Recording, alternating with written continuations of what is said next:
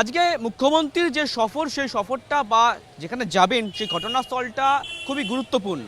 আপনারা সবাই জানেন যে বারুইপুরে যে ঘটনা নৃশংস ঘটনা ঘটেছিল সেই ঘটনায় ভিকটিম ফ্যামিলি যারা চোখ বন্ধ করে আস্থা রেখেছিলেন প্রশাসনের উপর, সেই প্রশাসনিক প্রধান মুখ্যমন্ত্রী শুভেন্দু অধিকারী আসছেন কোথায় আজকে ভিকটিম বাড়িতে।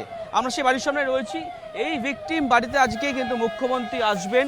মুখ্যমন্ত্রী আসার পর তিনি পরিবারের সঙ্গে কথা বলবেন। সেই বাড়ির সামনে আমরা রয়েছি, আমরা দেখতে পাচ্ছি সেই ছবিটা, যেখানে পুলিশের নিরাপত্তা বলয় দিয়ে ঘিরে ফেলা হয়েছে। মূল বিষয় হচ্ছে এইটা যে কোনো ভিকটিম ফ্যামিলি তারা যখন বিচার চায় তারা মূল ভরসা রাখে প্রশাসনের উপর। মুখ্যমন্ত্রী শুভেন্দু অধিকারী এর আগেই তিনি কিন্তু বলতে গেলে পরিবারের সঙ্গে কথা বলেছিলেন এসপি অফিসে গিয়ে, এবং এসপি অফিসে কি কথা বলার পর তাদের কাছ থেকে অভাব অভিযোগ তাদের কি ডিমান্ড তিনি শুনেছিলেন। শোনার পর মুখ্যমন্ত্রী তিনি কিন্তু আবারও বলেছিলেন আসবেন, অর্থাৎ মুখ্যমন্ত্রী যে বার্তা দিয়েছিলেন যে তিনি কথা রেখেছেন, কথা রাখতে চলেছেন আজকে, যে তিনি আবারও আসবেন। আবারও দেখাতে বলবো যে পুলিশ আধিকারিক রয়েছেন।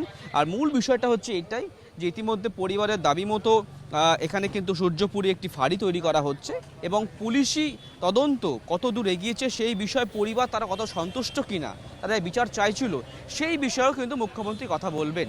সুতরাং কিছুক্ষণের মধ্যে মুখ্যমন্ত্রী আসবেন, এই বাড়িতে পরিবারের সঙ্গে কথা বলবেন। আপাতভাবে পরিবার তারা সন্তুষ্ট ছিল পুলিশের প্রাথমিক কাজে।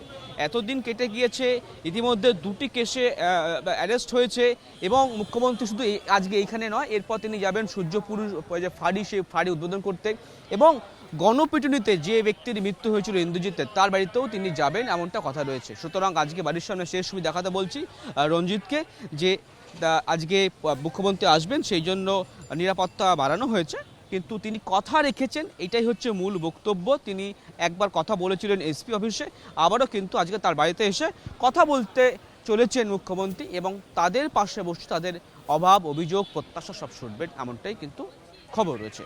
রঞ্জিত দর্শক, গণবংশ, জি 24 ঘন্টা, কলকাতা।